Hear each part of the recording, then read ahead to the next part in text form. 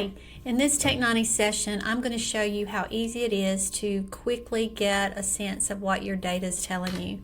So I'm going to select the final grade column. I'm going to go to the data menu, scroll down until I click on column stats, and notice now on the right hand side of the screen I have graphs. I have frequency of the most grades. I can flip over to the ones that are least.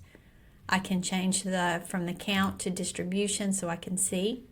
And as I hover over in the frequency columns, it highlights in the spreadsheet which rows those values are on.